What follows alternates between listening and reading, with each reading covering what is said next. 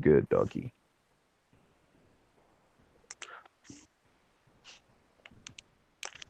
These damn headphones, man. Oh, one thing, if you want, I was gonna say we can kind of like give like a quick, brief backstory on the Child's Play series before we jump into before we jump into the remake, if you want. That's not a problem. Stop it! Stop!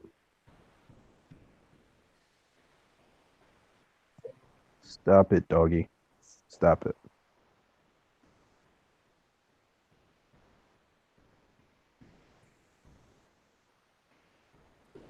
Wait, are we like live right now? Like, is Yeah, this? we are live right now. Yeah, I'm just this. sitting here putting up. It's like making me a little nervous right now. Ah, you're cool, man. You're cool. Just give me 1 second here. Right? Yeah, no problem. Stop it.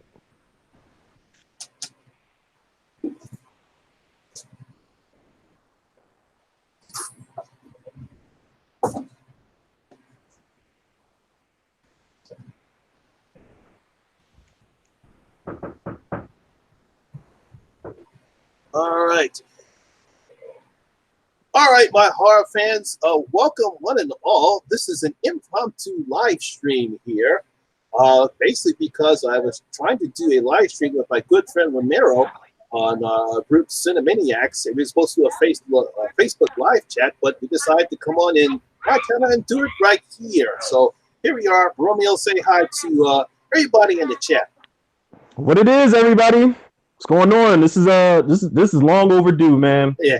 And I feel bad. I feel bad that I'm just now getting a chance to do a stream with this guy, but it's well worth it. So happy to be here. Now, what Romero and I are going to do, we're going to talk Who is about that? Child Play 2019 remake.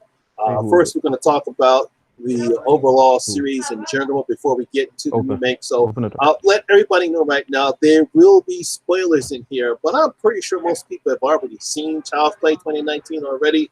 But if you haven't seen it, there will be spoilers. So if you haven't seen it, go see the movie and then you can watch this on replay. Right, uh, right. I know Movie Massacre, he's already in the chat. He actually saw Child's Play. He's in London, if I'm mistaken. He's in London. And I think it just released over there last week. And he saw it. He enjoyed it. He really did enjoy it. It surprised him.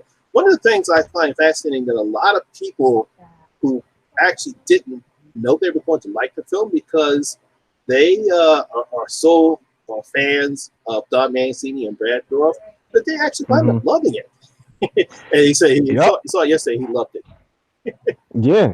And that was the thing. Like, honestly, if we're going to talk about that, like as far as like people being split, as far as like who was behind it, I was, make no mistake, man, I was 100,000,000,000% against this movie when it was announced. I'm like, listen, it's not Brad Dourif, it's not Don Mancini, like it's nobody returning from the series. Like I was stuck in that forever, and I was bashing it. I bashed the poster, I bashed the trailer, because I felt like like they they stayed on a roll even when they started going straight to video or video on demand. They were on a roll. Like Curse of Chucky actually brought things back home. Like it brought things full circle. They even had a flashback scene with Brad Dourif as Charles Lee Ray, and they tied it into the main character's mom and stuff like that.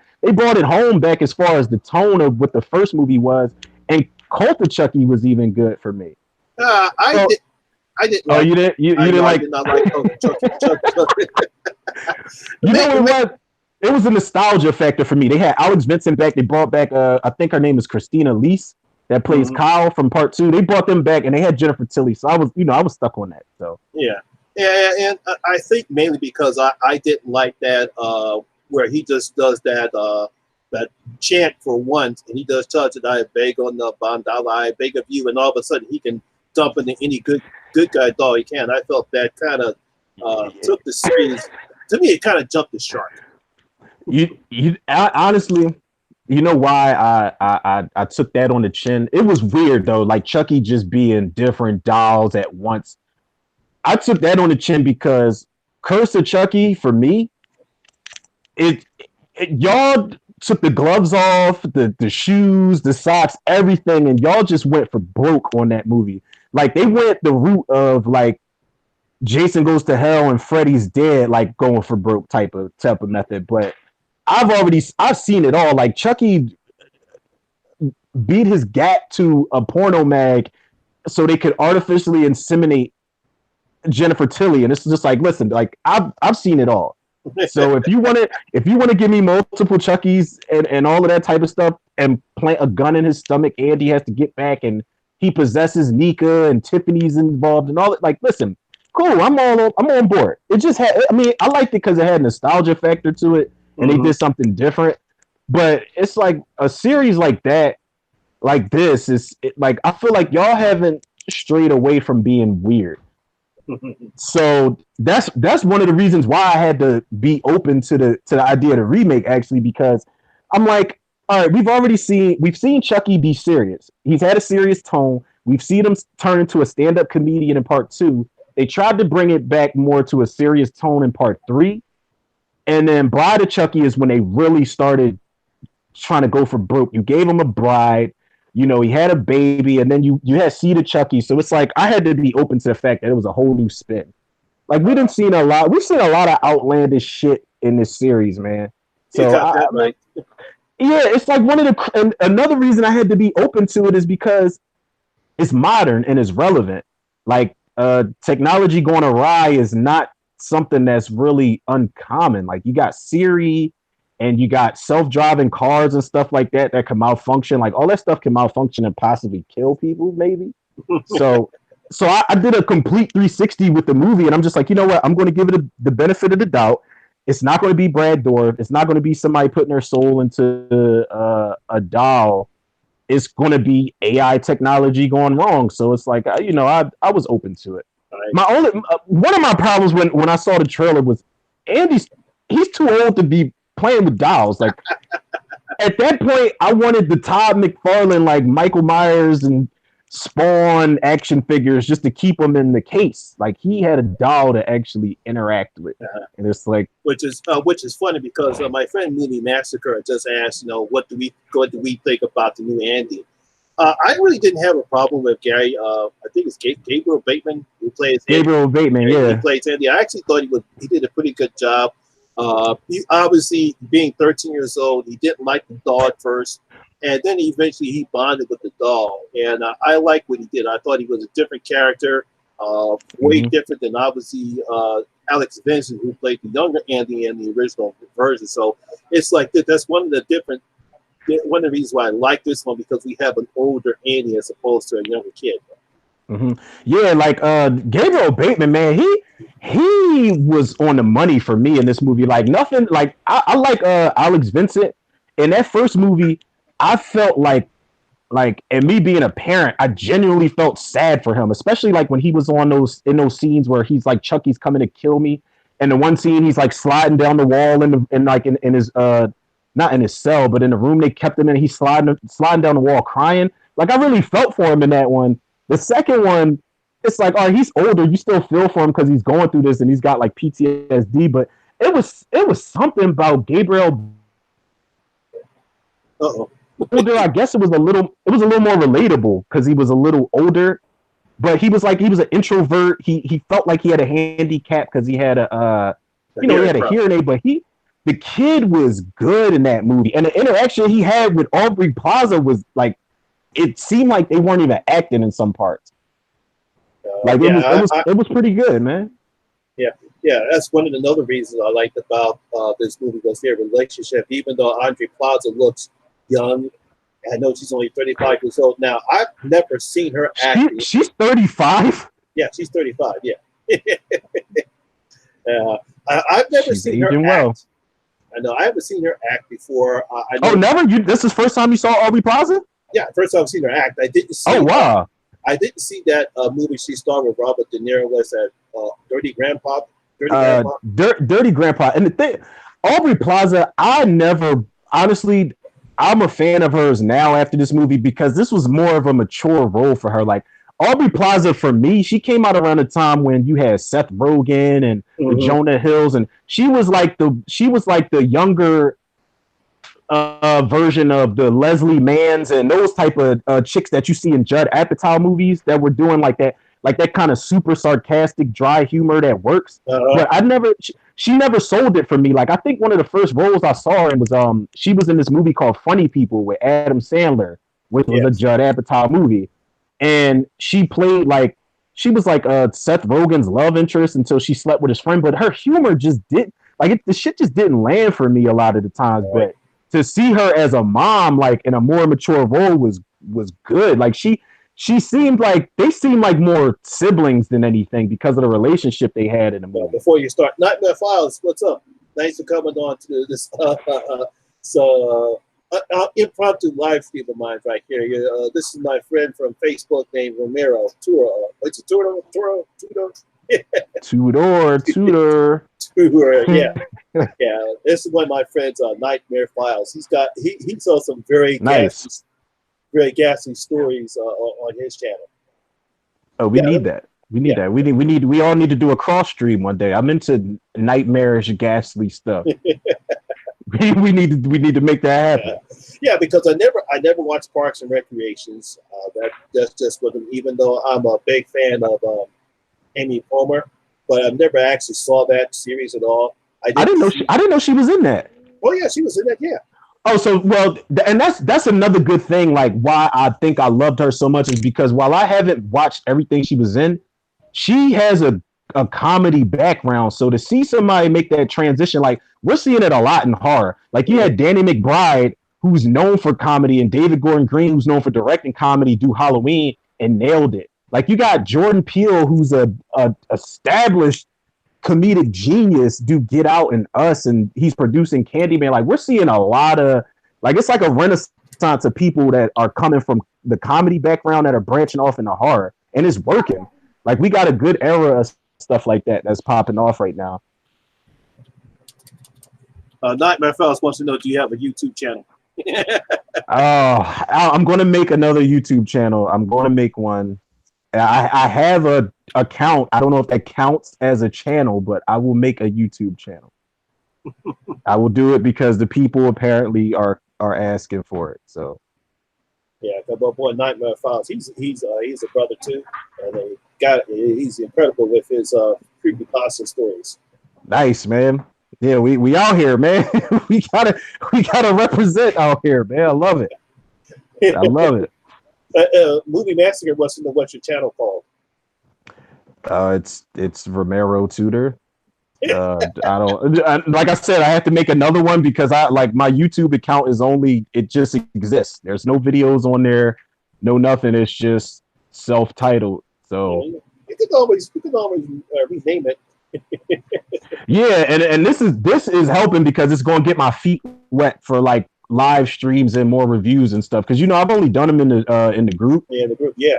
And it was always like spur of the moment or something like that. So I got more time to like get polished up with my reviews and stuff like that. Nightmare Files, he corrected me. He actually submits true stories. My bad, but they're still creepy as hell. It counts. It counts even more if it's true. Yeah, because I think if I remember correctly, he did a video about a true story. Supposedly it was based upon Us, and it was real creepy looking. It was real creepy. I'm like, whoa, that was funny. See, yeah. Yeah, so obviously you like Child's Play 2019. Obviously, man. Like it. I don't know. It's like I don't know what some people were expecting because a couple of my friends that I hang out with on YouTube, one person he didn't like the beginning, but then he liked the middle part of it, but didn't hate it the third act. The third act, but I could understand why. But, I can say why, because I think a lot of people had a problem separating the possessed doll that we saw in the first one, as opposed to, using this AI. Now, I think a lot of people had a problem because the AI didn't have a personality, as opposed to what we have with Charles E. Ray. Because a lot of Right. people just to laugh. It's like when every time a Chucky does something silly, he does a Chucky laugh. We don't get Right. that here, which I'm kind of glad they did. And you know why that worked, man? Because first of all, we're like as horror fans, we really are spoiled. Like even though the people like us that accept some of the remakes and stuff like that, we're spoiled, man, because it's like we're first of all, we're in an era of remakes where they're going full speed ahead. Like you got a second remake for Black Christmas coming out for God's Oh sakes. yeah. Like the remakes are not stopping. So So before you go any further, Nightmare yeah, Files wants to know what's your earliest memories of horror movies.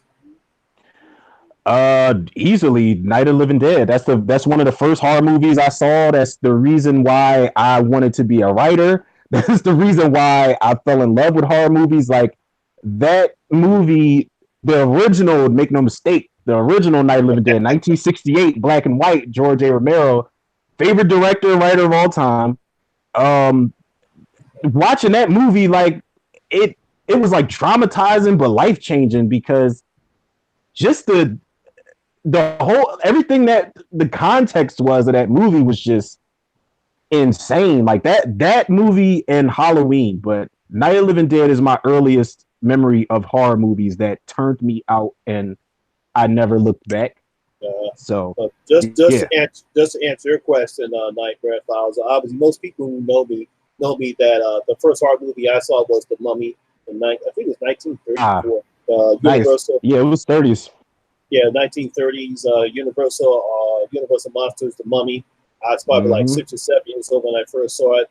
That got me turned into horror movies, and unfortunately, I started watching the rest of the Universal Monsters: Frankenstein, Dracula, the Wolfman, the Invisible Man, Bride of Frankenstein. I watched all the Universal horror pictures, and eventually, of course, everyone also knows is that really got into horror when I watched the Hammer horror films, especially with Christopher Lee, the late great Christopher Lee as Count Dracula. Christopher Lee, man. That was a good time for horror. Like we will never get horror with that type of integrity again. I mean, we had the 80s was the golden era, but that era of like the Universal, the Christopher Lees and the Bela Lugosi's and all that, man, that was a perfect era. Yeah, yeah. Don't do that. Excuse me. Don't do that. Excuse me. I'm doing a live stream. Excuse me. Come on, dickhead. I'm doing a live stream. Stop it.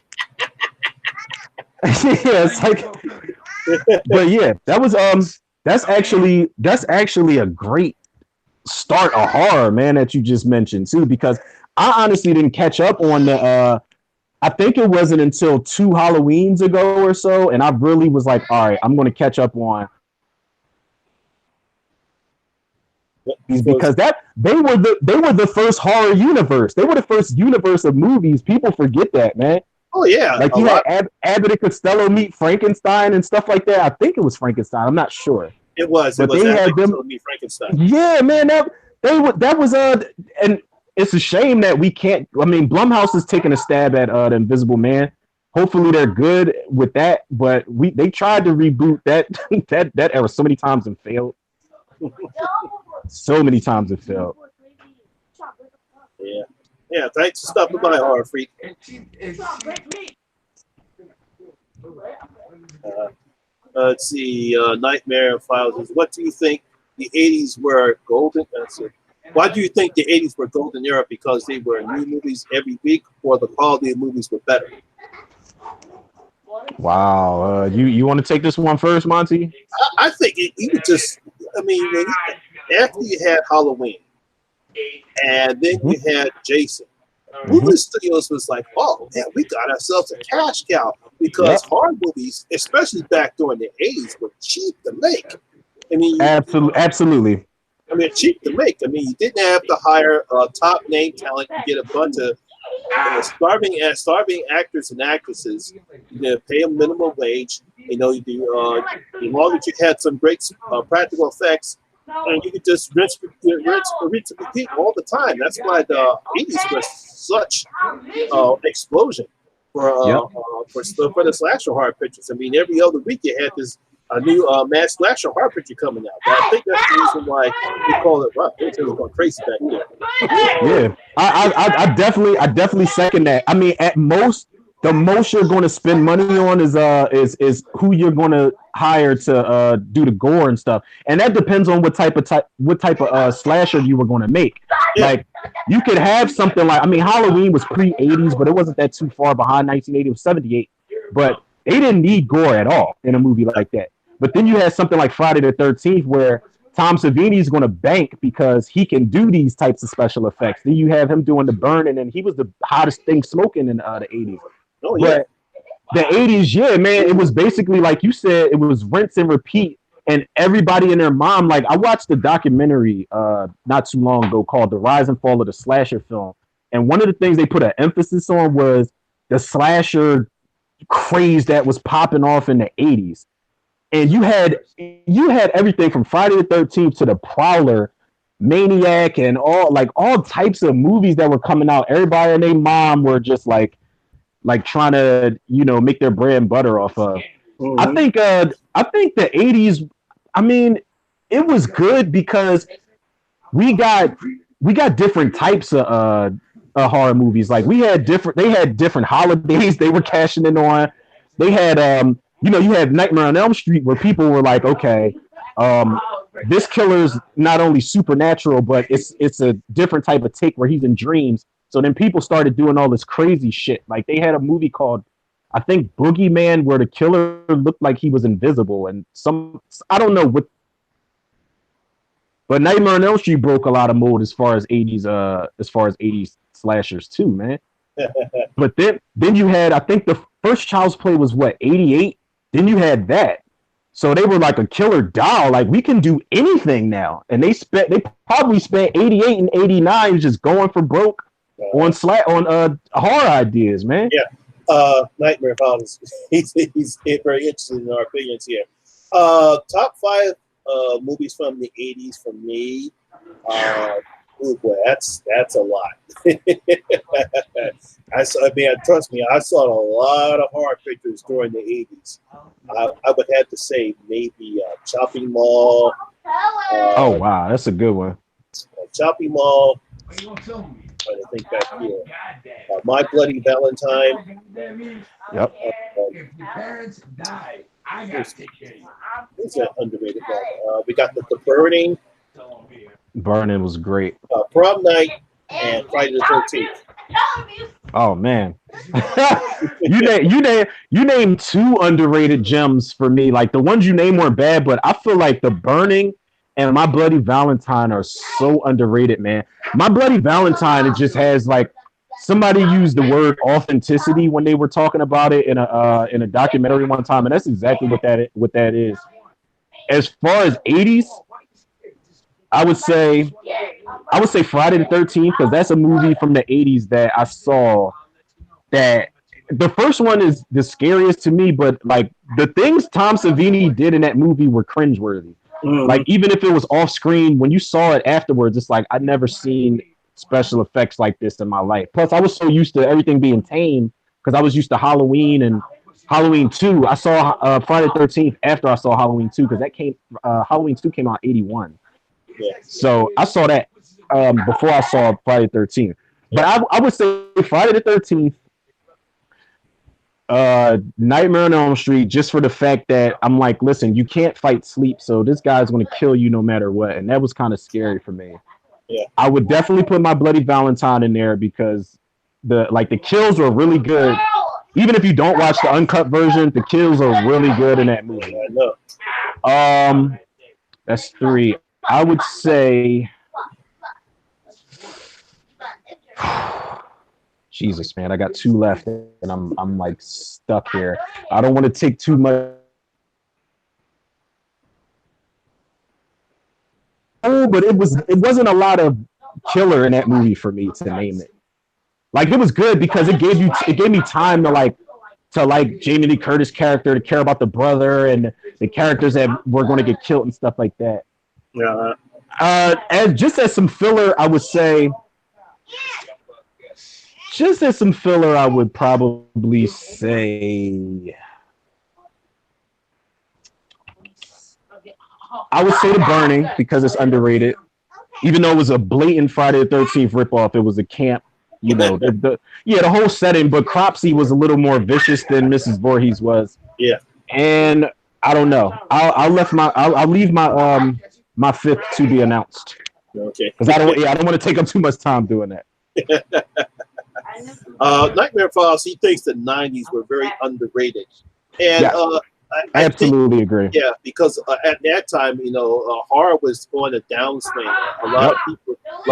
Absolutely, man. Yeah, they were getting pissed off about because the slasher genre had finally run its course. Really didn't get that many good horror pictures in the 90s. I mean, it's kind of hard for me, but I think if I can remember correctly, there were some decent horror films that actually came out in the 90s. I can't think of any right now. They'll probably come to me in my top of my head. So. Listen, you know what? I will say this, man. I agree with you about the 90s being a really underrated era for slashers. People always say Scream revived the slasher genre, and it did, but people forget that Scream was a satire. Like, it was to spoof the horror genre. Like, that's what it's like. People don't understand. Scream was not meant to be scary, but the fact that it was scary to some people was a plus, so they kind of ran with it. But it was meant to be a satire, and yeah, it breathed some new life back into the slasher genre. But make no mistake, people forget that the 90s era for slasher movies, for horror movies, it was way more inventive than the 80s were. For me personally, yeah, because just horror figures reminded me of Candyman.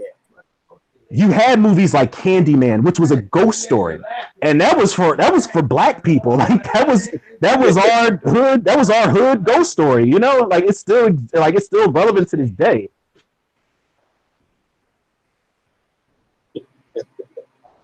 It keeps freezing up. Oh, what? My screen's freezing? Yeah, your screen keeps freezing up every now and again. Wait, am I good now? Yeah, you're good now. Yeah. All right. No, I was saying, like, you had movies like a lot of people don't know about the movie Popcorn. It was cheesy, but it was a really creative, inventive slasher movie. It was a nice slasher take on it. You had movies like Dr. Giggles, which we didn't have anything like that before.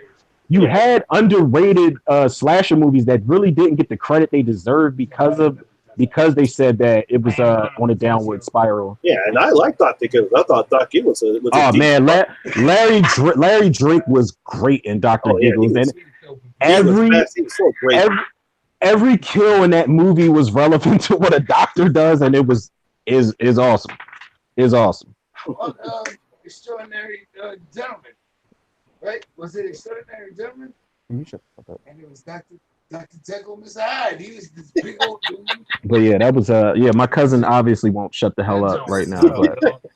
But come on, dog. Jesus Christ. But yeah, man. He's trying to get us 5 minutes on YouTube. Yeah, he's trying to get his 5 minutes of fame. No, he's not. He's not a movie buff like we are. All the ladies that are watching this. But yeah, the 90s, I agree, was definitely an underrated era for even after Scream, because Scream was great, but people don't show appreciation to the things like, I mean, personally for me, we got movies in the 90s that were like I Still Know What You Did Last Summer more than the original, because they gave me what I wanted in a slasher. They didn't have to do all this running around Blues Clues stuff. It gave me Ben Willis slashing shit up at a tropical resort while people were on vacation during a storm.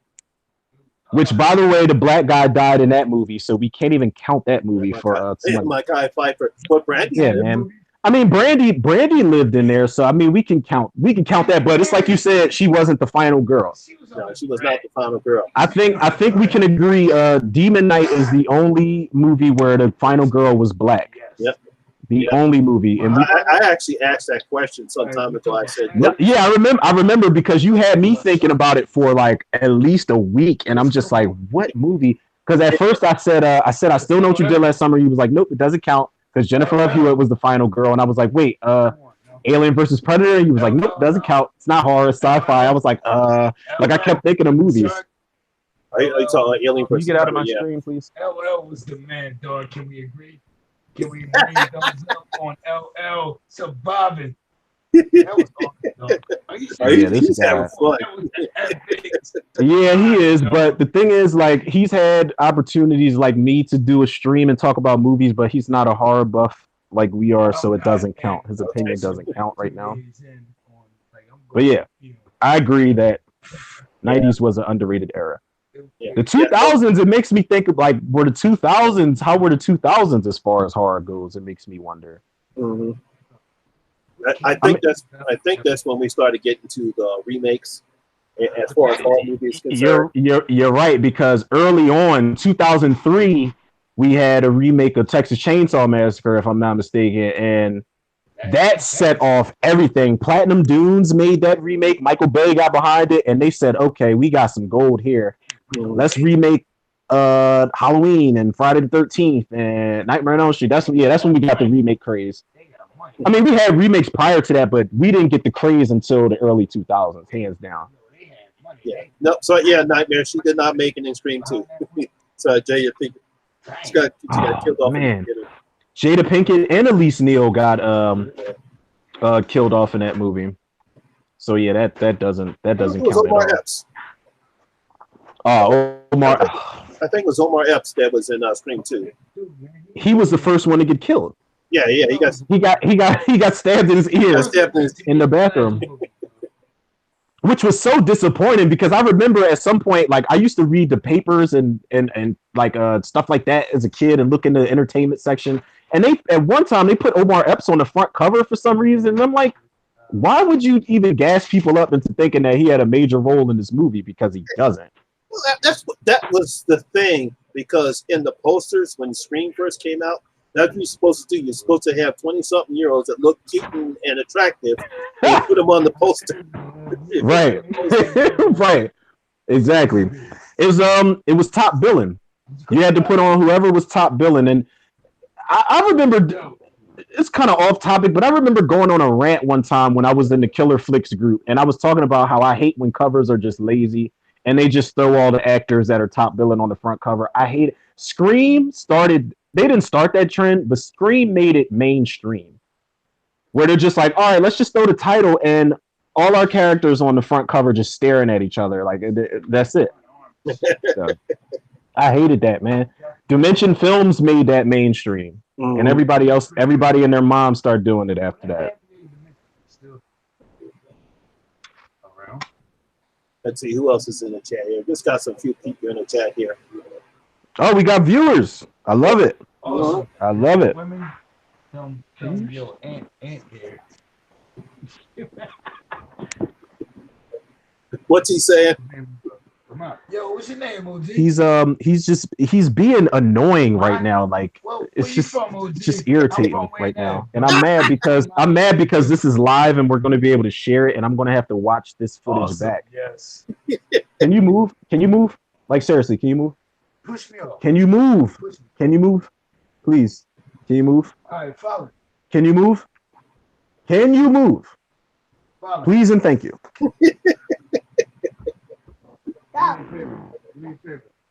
Tell him. Like, You're actually making me think of I'm trying to think of more underrated 90s slashers, actually. I don't think there were that many. I know there were some. There were some. There were some. I'm trying to think, because the only two that come to mind is that and Urban Legends. I can't think of any others. I watched Urban Legend the other day, and not only did I watch it, but I came across I posted it in the group actually. I came across the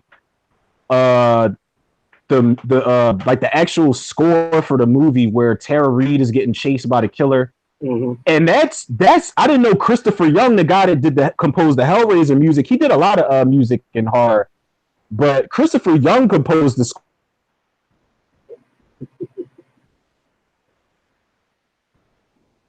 I got froze again. Urban Legend is always. Oh wait, can you see me now? Yeah, we can see you. All right. Yeah, you cut out. Yeah, it froze up again. Yeah, I almost forgot about the faculty, but oh wow, that was a good one. That was I Yeah, I think love it. 97, if I'm not mistaken. The Faculty came out. I actually went to the theater to see that. Had a ball. Yeah, so did I. That was the Dimension era too. Dimension was good at throwing childhood stars or fresh faces together and just making it work, man. Like they Hmm. were Dimension was on a roll at least until Harvey Weinstein started lifting skirts and being a creep and stuff like that. So that's like I was a Dimension Films addict. Like whenever that logo would pop up, I was always intrigued by whatever movie they were going to come up with. Especially when Dimension Films, when they took over Halloween, like a lot of people don't like it, but when Dimension Films took over Halloween, it was a whole new ball game. Yeah, unfortunately. He said, "Don't, Monty, don't do that, man. Don't do that. Listen, No, I, I didn't have a problem with not part four, or what is called known as the Thorn trilogy, with 4, 5, and 6. I mhm. didn't have a problem with the return of Michael Myers, but then when they went with 5 and 6 and that Thorn trilogy crap, oh no, now he has a curse that causes him to kill. It's like they couldn't come up with any other reason why Michael Myers kills. Or we tried the sister route. Okay, now we've done that to death. Let's now try to think he's got some type of old Celtic curse that causes him to kill. Now, all right. I will say this: Halloween 4 for me, not counting part 2. Halloween 4 is the best sequel for me after Halloween 2. Now, Halloween 5, I see all the flaws in it now. But Halloween 5, when I first saw it, I remember I was a kid. My mom rented it. This was back when we had West Coast videos and stuff like that Oh here in man, Philly. yeah. Yeah, man. And my mom rented it, and I literally was scared to go to sleep when it went off. Up froze again. Am I good? Yeah, you good now. All right. But I was scared to go to sleep when I first saw Halloween 5 because Michael Myers, I was like, yo, he really might get Jamie in this movie. He really almost got her, and he tried to run her over. Like, it's one thing to chase her, but you're in a vehicle trying to run her down. And the fact that he got away at the end on that cliffhanger, like, I was like, nope, I can't go to sleep. I can't do this. When 6 came about, 6 was so mean spirited that I was fully invested when they killed Jamie. And I said, listen, it was JC Brandy, and I didn't really care for her as playing Jamie, but whatever. But when they killed her, the way they killed her, and there's a newborn baby involved, I said, okay, I'm all in. This is unlike any Halloween movie I've seen, and I'm only probably 15, 20 minutes into the movie. It was so mean-spirited. It was so like, the atmosphere for that movie is great. But I mean, I get why people don't like the Thorn trilogy. Not necessarily 4, because people hate 5 and 6, mainly 6 more than anything. But I get why people hate it because it was they went so far left with the plot, man, as opposed to what we originally had. Like, it was simple, simplicity worked. I get it, and the story was a mess for Halloween 6. It was a mess for Halloween 5 actually, but like 6 was when they called it. I think the writer Daniel Farron said it in the commentary. He said it was too many cooks in the kitchen, too many rewrites, too many reshoots, and on-set drama and stuff like that. I mean, I still look at Halloween 6 as the underrated 90s slasher film. I mean, I know people hate it. It was left field and all of that type of stuff. But I think it's better than I'm gonna go out on a limb here. I don't want the people that you have viewing. I don't want to offend y'all or anybody watching. But Halloween 6 for me is the last time a Halloween movie was scary to me. Like, it's still scary to me. H2O was so watered down, and we can count that since we talked about 90s horror. We can count H2O because that came out in 98. Halloween H2O was so watered down, and it was such a Scream ripoff, a cash-in on the Scream. Kevin Williamson wrote the script, and he injected so much Scream into it. And I'm just like, Michael Myers was not scary in it. The kills weren't good. It was so tame. It was just like, it wasn't better than part 6 for me, but it was a well-made film. But it was just like, for a Halloween movie compared to what we got, beforehand, it wasn't an improvement for me. Yeah, and the only reason it banked was because Jamie Lee Curtis came back. Yeah, because it was the first time she came back. I liked it better than 6 because I really didn't like 6 that much.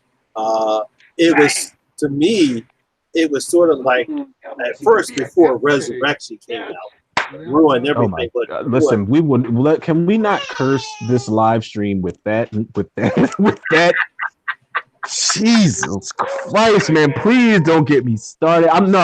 Finish your thought, Monty. Finish your thought. Okay, I'll leave it at that. But it was sort of like a conclusion of the story when we see Jamie finally confront Michael, and then she cuts off his head, and the whole audience cheered. But greatest ending in Halloween history, I would say, next to the original in Part 4 for me. That ending, like, my heart was hurting because, I wanted Jamie Lee Curtis to fight and to finally finish it off. But at the end of the day, I am still going to see Michael Myers too. So when you cut his head off and his head rolled and stared at the camera, I'm just like, wait, so he's going to be all right, right? Like, I'm looking at the screen. I'm looking at the screen like, wait, so now what happens? I actually thought they were going to take him to the morgue in the next one, and they were going to like sew his head on and do some voodoo type of stuff, and he was going to finally become supernatural. Like, they were going to, and they could have really went that route. I feel like if they would have went that route, it would have been like real Jason-like, but they could have took the opportunity to make Michael Myers and put the emphasis on him being superhuman. If they would have done that, it would have been better than, he switched clothes with the paramedic. Like this is one of the reasons why I really despise Halloween Resurrection. I know I said I didn't want to talk about it, but I'm fired up. But like, seriously, Monty, I can suspend my disbelief. Horror movies in general, I can suspend disbelief. Yeah, so can I. Don't insult my intelligence. You're not going to sit up here and tell me that this paramedic, who was a regular man, flew through that windshield head first, rolled on the ground, got up, and just shook it off. First of all, his sit-up was trash. That was no Nick Castle or George P. Wilbur sit-up, first and foremost. Before you go on, thanks, Ben. Thanks for coming on. Yeah, go on ahead. No, you good. But you're not going to tell me that this paramedic, this regular guy, shot head first out the windshield of a corner van. He sat up. He got hit head on with the corner van, went down a hill, and got crushed. That van crushed his spine, and he was pinned to a tree. You're not going to tell me this was a paramedic who just so happened to be that strong to withstand a van pinning him to a tree. No. Don't insult my intelligence. It was clever, but had they not would have had that, like, the damage that guy endured before she cut his head off, had they not would have had that, maybe it would have worked. And another reason I like to go back on H2O is that I have a problem with, you guys made it such a point to exclude Halloween 4 through 6, which people love. It's got its fan base. But you went that far to exclude those 3 movies, that beloved trilogy, and people like what they didn't do was, okay, you want to keep this continuity going so bad. Michael Myers got his eyes shot out, and you clearly see his eyes throughout the movie. He has no burn scars on his body, no nothing that they had in that Thorn trilogy. Like, at least make the continuity on point for me. Like, I nitpick at a lot of stuff. Like, that's how much of a fan I am to that series. I nitpick at stuff. I really do, man. Like, I can honestly say, like, Michael Myers had burn scars on his body. Yeah, it probably would have been more than it was in Halloween 4, but you never saw his eyes not once in that movie. So you could buy the fact that his eyes were gone and he was just driven off of evil or whatever you want to call it. All right, let's get back on topic because we really went off. Oh man, we went completely left field. We done covered all eras of horror, man. Yeah, let's try to get back on topic here. One of the things I truly liked about this version of Child Play are the kills. The kills were actually pretty good. Yes. It was very good. They were very gory. Had some good practical effects. Had some nice kills in this Child Play scene. No, and they definitely earned its child's play. Oh yeah, man. Like yo, the two of the deaths that stood out. And spoiler alert, I don't even know if we had said this prior. I don't think we did, but spoiler alert. I know I did. Just let you know, guys know. We're all talking about 2019 Child's Play, and we are spoiling. So just let me know right now. So I mentioned it before, just for people who just come on. We are going to spoil aspects of this movie. So go on ahead. Yes, we are. You guys have been warned. But two parts that stood out to me were when the guy I didn't bring my notes with me, so I don't remember the actor's name, but the guy that played Andy's mom's boyfriend. Oh yes, the douchebag. The douchebag. It's called douchebag. First of all, he had that coming. I mean, nobody deserves to die per se in a horror movie, but that guy had it coming, man. And when he fell off the ladder and not one but both his legs snapped, I cringed. Like once you get a cringe out of me, you have my. I froze again. Am I back now? Am I good now? All right. Yeah. But once his leg snapped, I'm like, okay, you have my heart because that is like any bone. Froze again. Jesus Christ. Am I good? Yeah, you good. All right. But the gore bits that stood out were, of course, those legs snapping, the Chucky tearing off his face, and when the creepy maintenance guy gets killed. Uh-huh. Those gore bits stood out. Now, I did have a problem with some of the off-screen stabbings, like because I'm spoiled, man. Like we have already seen Chucky cut people's jaws off with axes. We've seen Chucky bust out skylights and have people's heads get chopped off. We've seen Chucky and Tiffany pull like piano wire or something like that, and somebody's head comes clean off. So it's like I didn't want them to stray away from that, and they did in a lot of scenes. Like even though the guy, the lawnmower thing, whatever it was, cut the top of his head off. I wanted to see Chucky stab him up after that. They said he got stabbed like 13 times or so after that. Yeah. I wanted to see Chucky cut his face off. I wanted to see Chucky stab up, even though it was a sad death scene, Doreen, Brian Tyree Henry's mom, when she was in the self-driving car. I wanted to see him stab her up, but it was like some things were off screen that I wanted to see, but for the most part, it didn't bother me. Like the gore, like when the gore landed, and it landed well, man. Like I will say, not to cut you off, I will say that I did have a problem with when Chucky took the skin off of that dude's face. Shane was his name. That's the character's name. Yeah. When he took the skin off his face, his eyes were there and his teeth were there. Now, in the really real, I know it's a movie and it's a killer doll for God's sakes, but it's like it doesn't. The really real world, it doesn't work like that. Your teeth aren't going to be attached.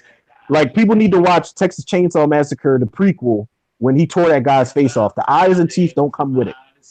Except like accessories sold separately type of stuff. Like it does not come with it. But that was like a small little nitpick that I had with it. But as far as the gore and stuff like that, it worked.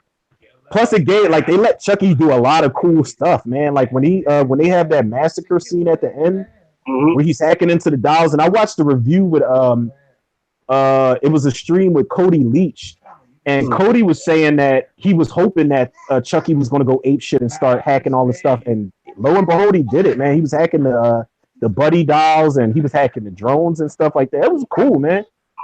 That's why the modern spin that they had on it that people weren't accepting, it worked. It was really modern. It was really inventive. Like it really worked really well. Yeah, no, because I like those the bear-like Chuckies that they had, the bear-like Buddy dolls. Yeah, man, I honestly, if it does well enough, because I think it's still in theaters, but if it does well enough for them to make a sequel, I want to see more of those. Like I want Chucky to start hacking into those bear dolls again, because it took me back to the era of I don't know if you remember the Full Moon movies, Demonic Toys. Yeah, of course. Yeah, I've seen them. it took me back to those type of movies. Like demonic toys and Puppet Master and stuff like that. So I want to see more of that. Like it's a lot of stuff that they can let Chucky do in these movies now. Yeah. As far as the remakes go. Yeah. So overall, like I said, I really did enjoy the movie. I even liked it a little bit more than I thought it was. I like the storyline. I like that they tried to tell. Because the one thing I don't like about remakes is the shot-for-shot remakes. You know, that's the reason why I hate it. Here's looking at you, Psycho. Here's looking at you. No shade, but yeah, I agree 100% because that's one of the things where I said we're spoiled. Like as horror fans, a lot of us are spoiled. If we get a remake that's not shot for shot and it's a different take, like people wanted, oh, it's not Charles Lee Ray, it's not Brad Dourif. No, but it's a different take on it and it works because it stands on its own 2 feet as a remake. Now, if you get a shot for shot remake like Psycho, then people complain about it. It's like, there's no pleasing a lot of horror fans out here. As far as remakes go. And you had that shot for shot remake of The Omen, and I thought, other than that creepy ass kid that played Damien, that was the only good about that remake. And then you had the shot for shot of not a remake, but the American version of Record called Quarantine. They just made a couple of changes in the storyline, but what? I saw Quarantine first. And I thought it was its own thing. And then people were like, no, you got to see Rec. It's basically the Spanish version of it. And I watched Rec, but I was so turned off because I'm so used to Quarantine. And I had to convince myself to give it a chance as the source material because I watched Rec and I'm like, this is basically shot for shot like Quarantine. But I had to keep in mind that this is why Quarantine can exist is because it's the source material. But yeah, it basically is. Quarantine basically is a shot-for-shot remake. I mean, I got so much love for it is because it's one of the first found footage movies that I saw and actually loved. Like I thought it was really good, man. Like, but I have Rec at the house actually. I gotta sit down and watch it and appreciate it for what it is. I've seen all the Rec movies. Are they any good? Because the one where they're on a boat, I think it is, and the girl has she has like a boat engine or something that she's in a hallway with, like looking like she's about to wreck shit. And I'm like, okay, I could probably get into it. The fourth one was I really didn't like that too much. The fourth one. Yeah, the fourth one, which she actually is the same actress or the same character from the first 2 movies. They don't use her in the third one because the third one's supposed to be taking place at the same time that the events are happening in the hotel. So she's not in this so one. So the third one is a prequel? They kind of brought it like back home The third one is like a side thing. It's okay. Yeah, it's not really a sequel, but the events are taking place at the same time the events are taking at the hotel. Because the second one is at like an airport or something, a terminal, right? No, you're talking about Quarantine too. Yeah, that's the second one. Yeah, I'm talking about the Record films. Yeah, wait, that's the second one is at like an airport terminal, right? Record 2 actually takes place right after the events of the first movie. I'm talking about the Record movies. Rec. I call it Record. Yeah, yeah. I was about to say, man, I was confused for a second. Yeah. I had to figure out what was going on. They actually made a Quarantine 2. But you're right. Because Quarantine 2 is at the terminal. Yeah, the terminal. Yeah. Right. No, you're right. I had it mixed up for a second because I like the Rec movies. I only know about. I think the third or fourth one. The subtitle is Genesis on that. I think the fourth one is called. I don't know. I have to look it up. Look it up for the Record series, but I think it's. I don't know if that's called Genesis or not. What? No, the third one was called Genesis, and the fourth one was called Apocalypse. Okay, Apocalypse. Yeah, got you. Apocalypse, that's my nigga. Sky's trying really hard to be involved, man. Oh, people ain't like you, dog. That's my man. But listen, another thing. The thing is, I don't even have a lot of cons with Child's Play 2019. I don't have a lot of cons. Like it's mainly pros because with it and warm up to it, but I really enjoyed it a lot more than I planned to. Like I've seen bits and pieces of Pet Cemetery, like they improved on, it doesn't look like they improved on anything in that movie. It doesn't look terrible, but I like when a remake can stand on its own 2 feet. And this Child's Play remake stood on its own 2 feet, man. And it did it. It did it so well because it's like, listen, he's not going to sound like Brad Dourif. We're not going to put the soul of a killer in a possessed doll. None of that stuff. Like we're going to make Andy older. We're going to make Aubrey Plaza like this modern, up to date. Like nothing against Catherine Hicks, but no, Aubrey Plaza just seemed like more of a natural for me. Yeah. And that goes back to when I said it seemed like her and Andy were more of siblings than anything. Like he cursed in front of her and she's like, hey, watch your language. I'm going to take your phone for the rest of the night and this, that, and other. It was so natural. Yeah, because a lot of people, some people are saying that one of the things they didn't like was their dramatic. And I said, you have to understand that's more of a modern take of a mother and son. And absolutely of a mother and son. Son. Now, of course, back when I was growing up, if I said anything like that to mother, I'm getting backstabbed. we getting them hands or a weapon. That's what it is. That's how we grew up. Nowadays, it's just like Andy could say shit or something in front of his mom, and it's just like, oh well, watch your language. Go play video games and think about what you said. No, not this time. Also, you know what? I didn't even talk about Brian Tyree Henry, man, as Detective Mike Norris. I like him, and I like the fact that he was like not really sarcastic, but he always he had poor attempts at humor. Like when he actually said, he was like, yeah, it was an attempt. When Aubrey Plaza said something to him and she's like, oh, that was a joke. And he's like, yeah, it was an attempt. Like I like his whole attitude throughout the movie. Yeah, and it was sad. Like when he lifted the sheet and saw that it was his mom that got killed, like it was sad. I felt for him. I know, yeah. I liked his character too. And I really didn't have any bad things to say about Child's Play. Yeah, man. What I said, man. Same here, man. I don't think I had anything bad to say. I just said, hey, look, this is a pretty good film. Now, I did say, a lot of people are not probably going to like it because a couple of reviewers that I saw, they didn't like the film. I was kind of a bit surprised that Cody Leach liked it a lot, but I wasn't surprised when Lee McCoy from Drum Dum said he loved it. I didn't get a chance, and I was scrolling on YouTube, and I saw that they reviewed it. And when I saw the runtime on Cody's video, I was like, yeah, he liked it. Because Cody was optimistic about it from the get-go. Like I still follow him even though I'm not in Killer Flicks anymore. And I still follow Lee. Like I didn't know Lee was gonna be a toss-up, but I had a feeling Cody was gonna like it because he was kind of warming up to it a lot. Yeah, I know, because I remember all the videos of his trailer reaction, and all you were telling people, just give it a chance. Yeah, man, and that's one of the things I got to do with remakes is I got to learn. Like I was against if they remade something like Return of the Living Dead, it's like okay, I wouldn't want that. But now if they remade it, I'm going to give it a chance because I want them to put an emphasis on the fact that was the first bunch of zombies that ran that we ever saw on screen. That was the first bunch of zombies that ever craved brains that we saw on screen. It was the first zombie movie that had a military screw up background to it.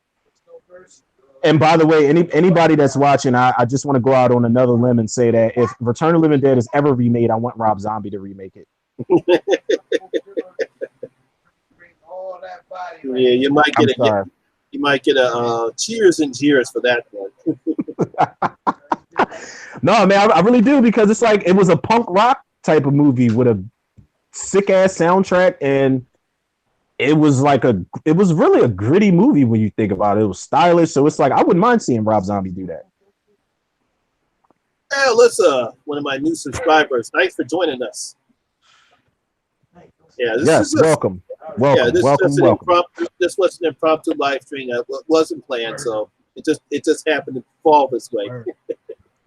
But like I said, overall, I really did enjoy the film. I had no problem with it. I really didn't have any cons about it either. I can't think of anything bad to say about the film. because I really enjoyed it. Yeah, I'm right there with you, and I think because I made a page and a half of notes, and I can't remember. Like I didn't have many cons. I had little to no cons about this movie at all. The only cons I had was they strayed away from some of the gore, but the gore that we got made up for that. Oh, one of the cons I did have was the victims were so predictable in this movie. But the kills made up for it. Like the creative things Chucky did made up for it. But the victims, you knew Shane was going to die. Oh, yeah. And the victims. Wait, I'll go back to what I was about to say. But the victims, it's like you knew Shane was going to die. He was a dick towards Andy. He was married.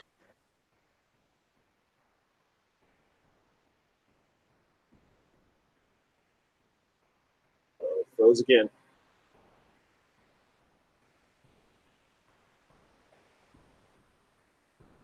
Sorry about that, guys. But Romero froze again. Oh man. You back now. All right, I'm good. Yeah, you good? Yeah. All right. I mean, the Shane was the thing that pissed me off was the fact that when Andy's mom was like, "We're ordering pizza," and Shane comes in and he's just fixing his pants and casually fixing his shirt. It's like, listen, man, you are a dick and a half in this movie.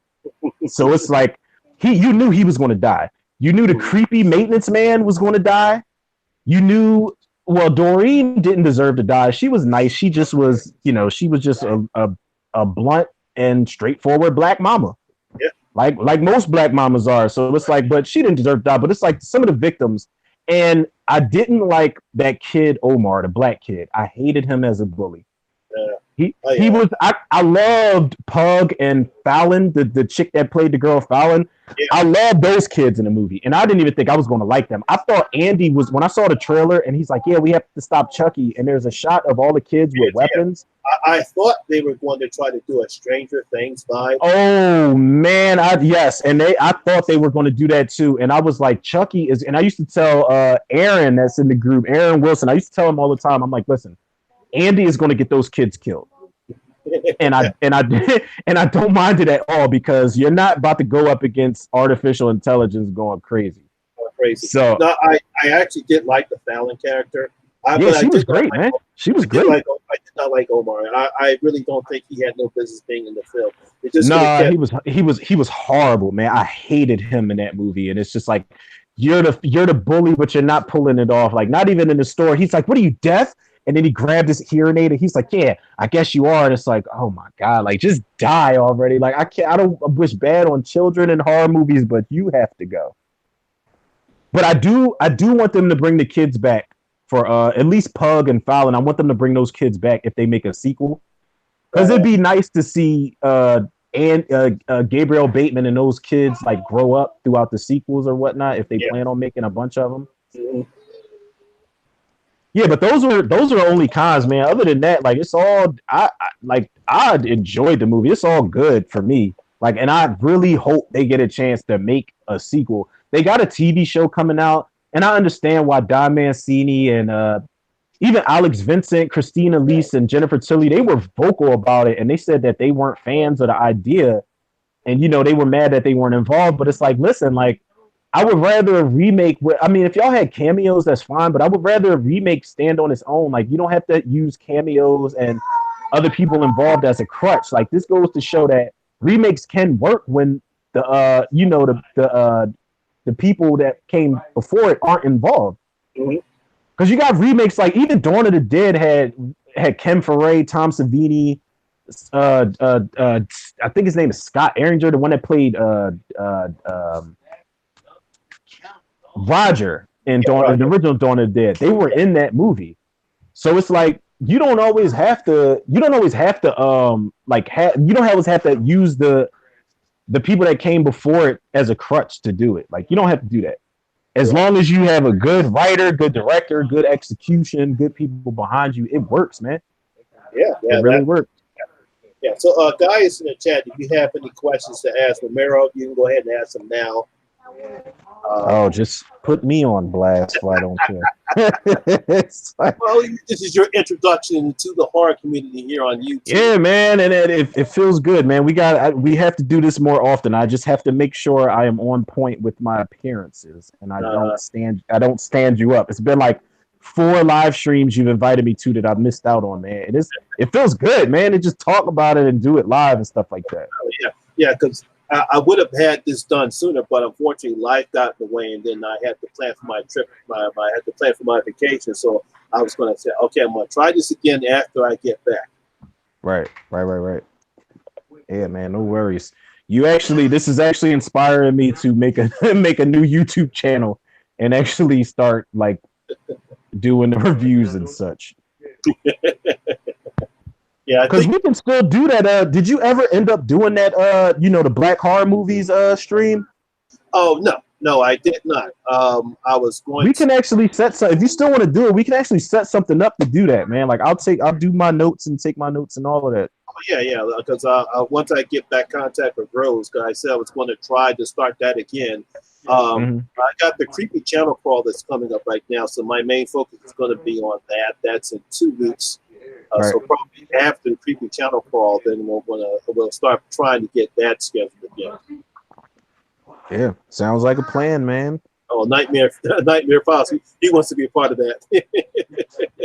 Yeah. Bring them all on. The more the merrier. That's all they say. Now, Monty, let me ask you something, man. Would you now, as far as the remakes you've seen, I would say in the past, I would give it 5 years or so. Where would you rank Child's Play 2019 at? As far as remakes are concerned, yeah, as far as like maybe the last 5 years or so, I say we gotten enough remakes. I would say it kind of ranks up high because as far as my remakes are concerned, the best ones are The Hills Have Eyes, Dawn of the Dead. Ooh, that's a good one, man. Texas Chainsaw Massacre. Those all those are pretty good remakes. I actually do like the Friday the 13th remake as well. Yeah. So I actually would probably rank Child's Play a little higher than the Friday the 13th remake. Yeah, man. And you know why? Like nothing against Friday the 13th. I think like Marcus Nispel is his name. Nispel is his name. He did a great job with that, man. But it really was just a Friday the 13th remake. The only thing that they did different was Jason was like a woodsman. Mm-hmm. So that was cool. He had traps and stuff set up, and he had that underground lair. But other than that, it was nothing new that they brought to it. Jason always ran. People always talk about, oh, Jason's running. He never did that. Jason always ran in the first, in part 2, 3, and 4. He always ran. Mm-hmm. But other than that, they didn't do anything different. So I would definitely put Child's Play ahead of that. The Hills Have Eyes. You said that remake is great. I'm torn with that because I feel like The Hills Have Eyes was borderline shot for shot remake, but they did a lot of different stuff. Yeah, it was. To me, it was more brutal than. Yeah, it was hardcore, man. And I saw that first before I saw the original. But as a parent, like when the baby's involved, that was a whole different level for me. And I was rooting for Aaron Stansfield, I think his name is. I was rooting for that dude to get his daughter back. I actually like his character arc because he seems to be the guy that's kind of more conservative, and you got the tough. You got Ted Levine as a tough sheriff, and his son. Ted Levine brought it up. He's like, oh well, he's a Democrat or whatever he joke he made in the movie. And he's just like, he doesn't like guns and all of that. But at the end, he's bloodied up, letting off a shotgun at Robert Joy, trying to get his daughter back. And I'm like, yo, like it was a good arc for him, no doubt. It definitely was. Now, I mean, the 2000s remakes, I would put Texas Chainsaw Massacre definitely in top 5 remakes of the 2000s era. I mean, unpopular opinion again, I was a fan of House of Wax and Black Christmas, but I wouldn't put them in my top 5 remakes. No, neither would I. Of the 2000s. Definitely not Nightmare on Elm Street. I wouldn't put that in. Oh, no. That was a hard swing and a miss, man. Yeah, They went really, they're going back to the drawing board, like, okay, the remake was that bad that we have to remake the remake. and I had no problem with Jackie Earl Haley's performance as Freddy. Oh no, yeah, not at all, man. It wasn't his fault. Like it was the script. It was the script, and you hired a first time director. Samuel Bayer was only known for directing music videos. Yeah. So you hire.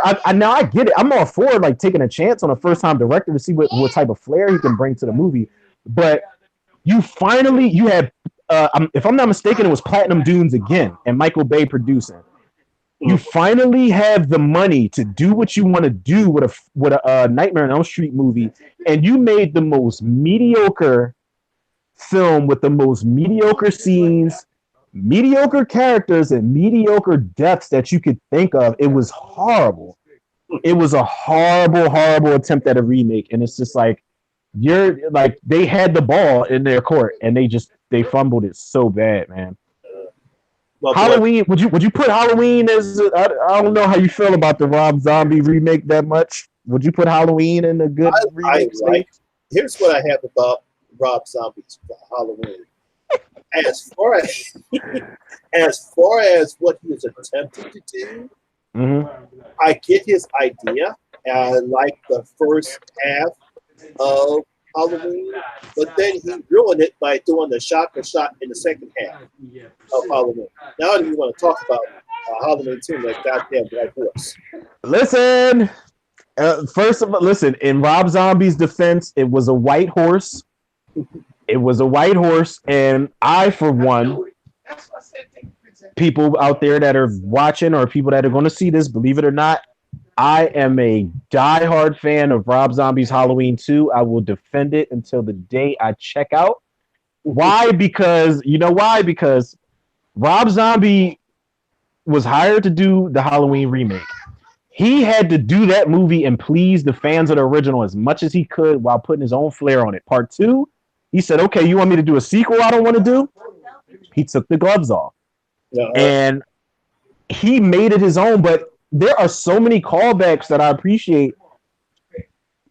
Callbacks to the original Halloween 2 in that movie. And it's like people don't even notice that he was writing a love letter to the fans of Halloween 2, but he was just doing it in Rob Zombie fashion. Now, I know I don't blame anybody for hating that movie at all because I get it. Michael talked in it was actually the unrated director's cut where he talked. He said die to Loomis before he killed him. I get it. You don't want to see Michael's face. You don't want the trailer trash talk. I understand, but I will always respect Rob Zombie because he saved the Halloween franchise from going straight to DVD. After Resurrection, this franchise was in deep shit, man. It was in deep shit. It really was. Definitely got that right. Oh my God, Halloween Resurrection, and people give it more credit than it deserves. Like that movie, the whole tone of that movie feels like it went straight to DVD. Like it felt like Dimension Films was making like the Prophecy 2 or Dracula 2000 Part 2 or something. Like it didn't feel like a theatrical release, but Rob Zombie brought it back home as far as, okay, we could take Michael Myers serious again. So I will always respect him for that. Now, granted, yeah, he went off the rails with the movie. Like it was like an acid trip in the second one, but you know. Yeah, I see Ben Graham. He said that's the only movie he ever walked out the movie theater was Halloween 2. Oh no! They're breaking my heart, man. Yeah, well, hey, look, man. People get on me about Freddy's dead, so. Listen, wait. Are you saying they get on you because you support it? No, because a lot of people hate Freddy's dead. I don't know why. I love Freddy's Not dead. at all. Not at all. And you know what? It's for me. That's the series that it's hard to hate a Freddy movie for me. Because the movies have always, like the first one, all right, I get it. The first two actually are the most serious. Part 2 is more serious than, well, Part 2 is a little silly, but the first two are the most serious in tone. And New Nightmare. But it's like, Freddy's dead. All they did was put an emphasis on what was already front and center. Freddy was a comedian. So why are we not going to make this like Looney Tunes and just make it like batshit crazy? I know, but a lot of people, it was, Cody Leach, he can't stand. Oh, Cody, that is Cody's most hated Freddy movie. And I watched his review for Freddy's Dead and I was cracking up. It's hilarious, man. I was like, because I messaged him before about Freddy's Dead and saying, look, I understand, he got on me a little bit, and I got on him a little about him liking Spider-Man 3, but I just told him and say, look, I get it. You don't like it, I like it. We agree to disagree, but that's the way the world they know. But we're still good friends. Wait, you don't like Spider-Man 3? No. I'm not gonna get it. It's a whole nother. Let's stick to horror. That's a whole nother review for a whole nother time, Monty. It's a whole nother. But Freddy's Dead, I love it, man. It was nothing. First of all, it was Freddy putting full emphasis on him being a comedian. It was cameo central. It was just crazy. Darkness, and it had one of the best death scenes that I've ever seen in a Freddy. Like when Spencer went into that video game. Plus it's what's his name from God damn, I can't remember this actor's name. The one that played Spencer. Breckin Meyer was in that movie and probably one of his first roles. And I actually didn't mind Lisa Zane in that movie as the lead either. I like Lisa Zane. I think she's underrated. She should have been around a lot more. Let's see, my boy Nightmare Fusses. I know Troy said that both of us don't need to be ashamed for enjoying Freddy's Dead. Yeah, of course, I have no shame about it. Yeah, man, not at all. If anything, in the original series, I would have to say my least favorite would be the Dream Child, and that's only because I found more of an appreciation for Nightmare 2 because it's so dark in tone, man. And Freddy was just not fucking around in that movie at all. Like, he is just not playing no games. He he exposes his brain in that movie. And it was just nasty. Like, his whole tone was just crazy in that movie.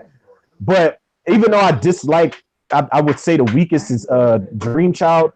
Dream Child had two of the best death scenes for me, but the movie was overall weak. Like, I like Dan's death scene in the Dream Child when he was that motorcycle thing, whatever he was.